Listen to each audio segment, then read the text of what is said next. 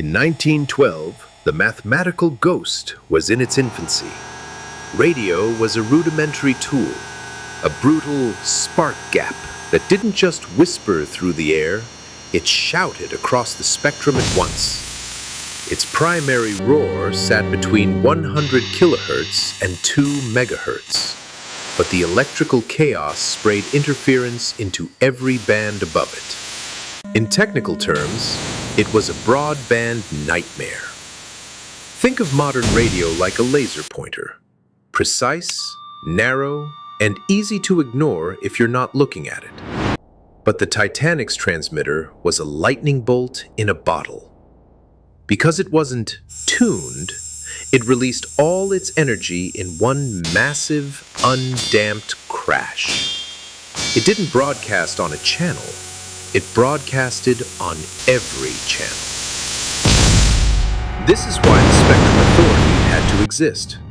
Because there was no standard for how to listen, the SS Californian was only 10 miles away, but its operator had gone to bed. There was no law requiring 24-hour watches, just the early adoption of a tool we hadn't yet learned to master.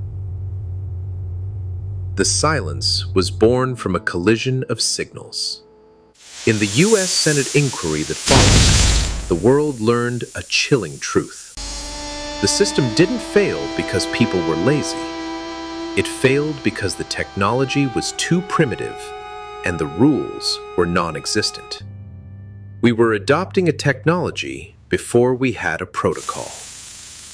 Cyril Evans, the operator of the Californian, tried to warn the Titanic about the ice field. But because they were so close, and because these early transmitters were so broad and unpolished, his signal was deafeningly loud in the Titanic operator's headphones. It was like a neighbor shouting through a megaphone into your ear. Jack Phillips snapped back. "Shut up! Shut up! I am busy. I am working Cape Race." Shut! To a modern ear, this sounds like an argument. But to military intelligence, this was a preview of jamming. Evans followed the only code they had, the unwritten law of politeness. He kept out of the way so his neighbor could finish his work.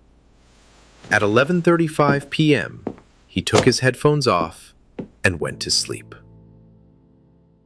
10 minutes later, the Titanic struck the iceberg.